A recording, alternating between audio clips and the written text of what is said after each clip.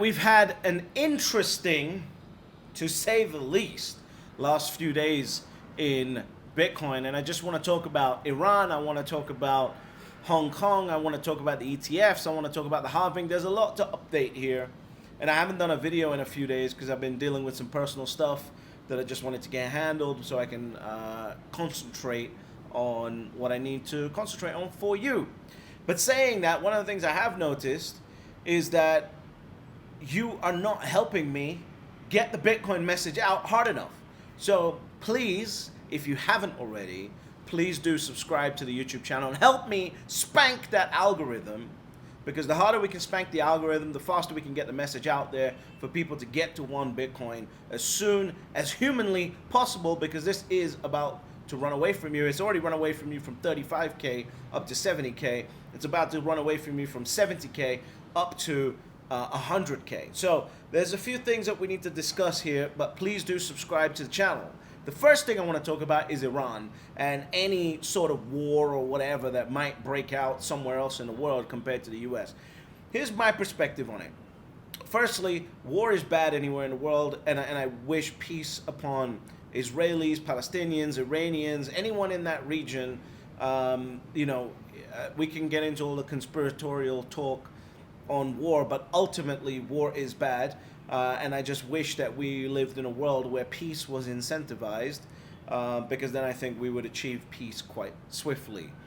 As you know, my focus is always on the incentives, right? What are the incentives, and then what are the actions that happen as a result of the incentives? So, when this, if you've been following me on Twitter, when this news broke out that Iran was sending drones and missiles towards Israel, I put out a tweet, an hour and a half into it, after Bitcoin had dumped 9%, with just one word: buy. And then I put a second tweet a bit later, because the thing you got to realize is, with Bitcoin markets, it is so easy to manipulate, and it's not really manipulation, it's price action. Right? None of this is real manipulation that's going on. It is driving price action based on the narratives that are going on. It happens every day with stocks, but with Bitcoin, it's 24/7. And if you haven't got buying pressure, then it's easy to start bringing down the price or raising the price of Bitcoin on a low trading volume day, like a weekend, right? Without the ETFs in play. So I put this tweet out, and obviously we bounced, $4,000 or $5,000 from there. And I always put my Friday tweet out saying it will stay between these ranges, and I was about an hour late on when the futures opened on Sunday, and then we moved up into the range that I'd mentioned on Friday. So if you're not following me on Twitter, please do that, because that's where I put out like whatever's going on in the market, what I'm thinking. I'll just give my opinion on Twitter a lot faster than obviously making a YouTube video, etc., etc. So they put this out there, and my perspective is this: you had no drones actually landing, you got no drone sightings, you got no damage being done in Israel, you got no one dying, you got none of this, and Bitcoin's down 8 or 9%. It doesn't make sense. It felt like pure opportunism to drive the market down, and that's why I put out that tweet saying buy, and it was a pretty good buy time in order to do that. And of course, within 3 or 4 hours from that point, Iran put out a statement saying our retaliation has been concluded, so therefore it's all over. And then, Joe Biden spoke to Benjamin Netanyahu and told him, listen, you got to win, take the win, and that's it. And so it looked like the whole international geopolitical world sort of calmed down a little bit after that, and obviously Bitcoin bounced up again. Now here's what's happened, right? As that dumping started, a bunch of Bitcoin has been flooded onto the market. And as you guys know, if you've been watching and subscribed to the channel, you will know that when a situation like this happens, there is a bunch of excess supply on the market that must be eaten up before the price can continue to go up again. And of course, you're going to have spillover effects with people being scared once the market's open, right? So if you're sitting there on a Saturday and you own the ETF, and you can't do anything, if you're still terrified on the Monday, you're going to hit sell, and so there's going to be a little bit of short-term extra selling pressure. However, the markets are holding up quite well today based on the threat of war, right? In addition to that, you got to remember, just as a side note, War anywhere else in the world besides America is good for American markets. The reason for that is simple.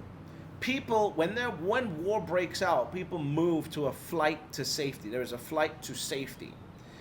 And American markets are the most safest capital markets in the world. Why? Because people might not like hearing this, but it's backed by the American military, right? And just to put this into, I would highly recommend going and watching or reading about a 1988 incident where Iran was screwing around with some ships, and America basically sent a bunch of ships over there to deal with them, and they sank in an 8-hour window. American warships and a couple of special forces detachments sank 50% of Iran's navy in 8 hours. So, that was in 1988, I think it was, something like that. Anyway, 1988. So imagine what would happen now. Iran doesn't want to start war with the U.S. To me, it's complete and utter propaganda when someone says that a country, that's not China or Russia. I mean, even China or Russia, they don't want to start war with the U.S., right? Vladimir Putin came out on TV and someone asked him, do you want to go to war with NATO? He goes, what the hell are you talking about? Like, that doesn't make any sense, right? They spend 12 times more than our budget on military. Why would we want to start war with NATO? It does not make any sense. I believe that all of it is propaganda, to keep Western audiences on edge.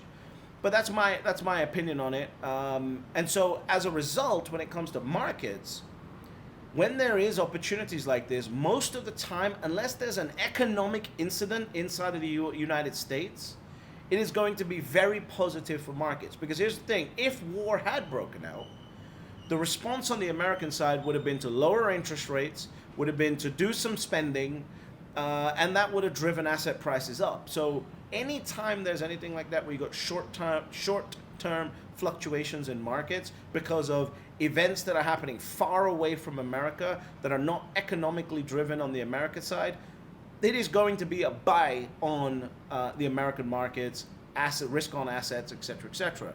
And of course, now we've had the Hong Kong ETFs approved as well this morning. They haven't started trading yet, but they've been approved. And so now you've got Hong Kong's entire market able to access Bitcoin, right? At some point in the next couple of weeks when they start trading. It's a small market comparatively to the USA in terms of the ETF market. It's only $50 billion. However, it's growing. It's growing, and Bitcoin's at the forefront of that, and the Hong Kong stock market is a $30 trillion market, which is 10 times bigger than the London Stock Exchange. So, there is all of this spread out good news happening for Bitcoin, and then we see this dip happen. And here's another thing. You've got, war breaking out between Iran and Israel. And so, by the way, here's how that would work, right? The U.S. would send aid to Israel, and it would send dollars to Israel with the requirement that they buy American weapons, right? So what that means is it's basically a GDP growing methodology, GDP growing program that's going on over there.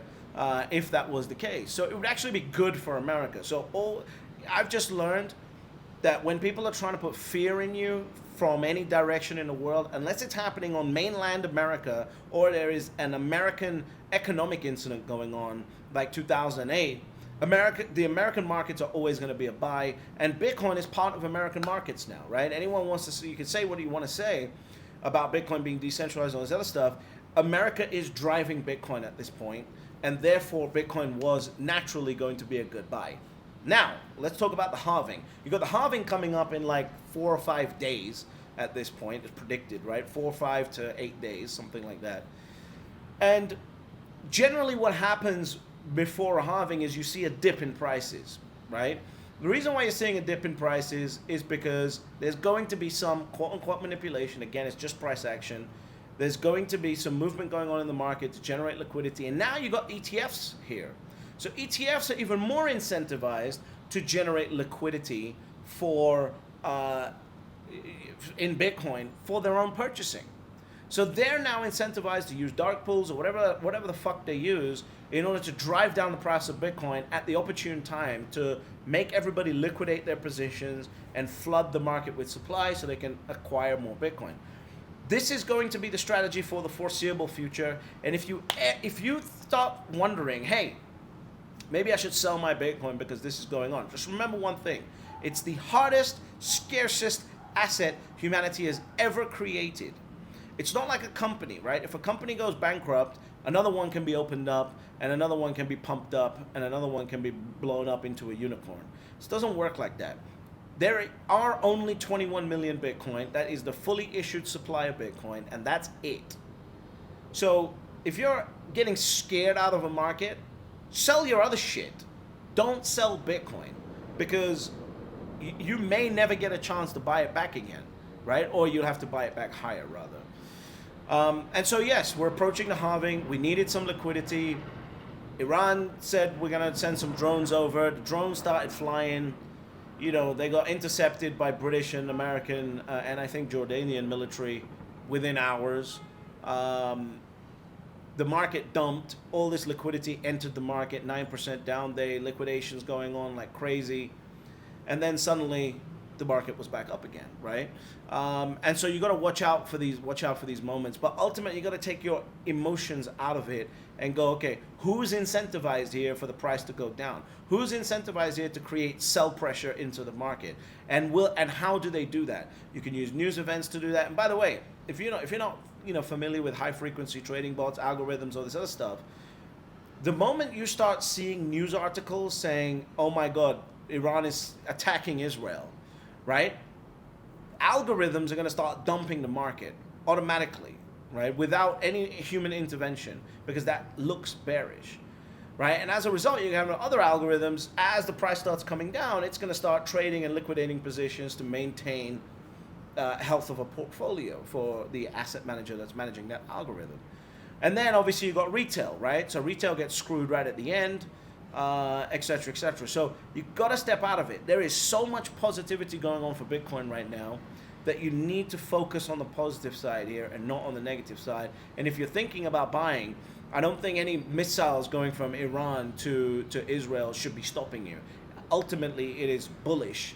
It sounds so horrible to say, but it's absolutely bullish for American markets and for American risk-on assets. And Bitcoin is definitely an American risk-on asset at this point, with the ETFs coming into play.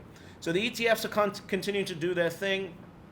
They're buying, they're selling. GBTC's buying and selling, or mainly selling, right? Grayscale should change their tagline for their company to "We sell Bitcoin," right? Because that's pretty much what they do. I won't be surprised if Grayscale's business strategy at this point is to turn into a short-selling fund after they sell out their remaining 300,000 Bitcoin.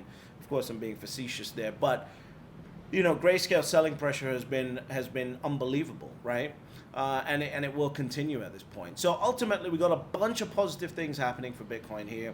You got the halving coming up. You got ETFs buying up, on average 3 or 4 times the current supply on a daily basis from mining, and that's about to be increased to 8 times. You got the first time ever in history that you've got supply on exchanges dwindling as we enter a halving. You got ETFs blowing up all over the place, with Hong Kong showing up now. American ETFs are ramping up. You saw, BlackRock just started its, paid media campaign in a big way. There is a lot happening here. And then, of course, if there is any war anywhere else in the world, America's going to benefit from that because of the aid/GDP program that America does, right? So it's all positive news here. Bitcoin's not been affected. The price may come down. We will see dips. But if you're affected by a 7, 8, 9% dip, you got to grow some fucking bulls, because Bitcoin's used to doing 35% dips. You're lucky you got into this market where there's no dips happening, right? These are not dips. Right? These are just natural processes of what's going on with Bitcoin. This is not a dip. So if you're sitting there going, hey, do I get into this asset? It moves so volatile, it's so crazy. It's actually not moving as crazy as it was in the last cycle. And your time for purchasing is running out. Now, I will say, I had a prediction of $100,000 by May 7th. I'm a little bit less confident on that one, right? I'm a little bit less confident on that one.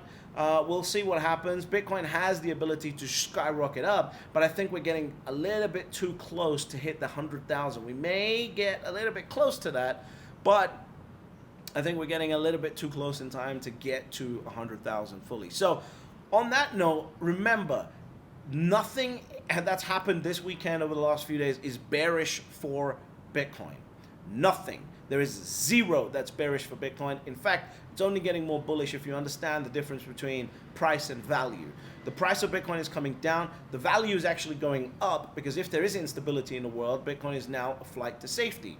So as that happens, the price coming down means that there's a bigger spread between price and value, and that's when you should be getting in. And if you are sitting there with a few $1 million of real estate, a few $1 million of equities, and you haven't allocated to Bitcoin yet, now should be, if you are actually thinking like an investor, not a trader, not retail, but smart money, now is the time that you should be buying your Bitcoin and getting to your one Bitcoin, because that, I believe, is the inflection point for freedom for someone, right? One Bitcoin. Get to your one Bitcoin. That's the most important thing that I think anyone could do, and gift their last name, because you will never be able to buy one. If you can't buy one, if you can just about buy one Bitcoin in this cycle, by next cycle you won't be able to do that, right? And that's very, very important to understand, that you are not choosing to make this decision for yourself. You're choosing to make this decision for whoever's carrying your last name, whoever's managing your wealth, whoever's managing your estate, whoever's managing your portfolio in 30, 40, 50 years time, because there's no way outside of the miraculous that you'll be able to get to one Bitcoin. So get to your one Bitcoin. Stop falling for all the media bullshit. Stay happy with the position that you've got. And as far as I'm concerned, everything right now is pointing bullish for Bitcoin in the next few months. But ultimately, there are always only 3 rules to Bitcoin. Step number 1, you buy Bitcoin. Step number 2, shut the fuck up. And step number 3, you get fabulously wealthy.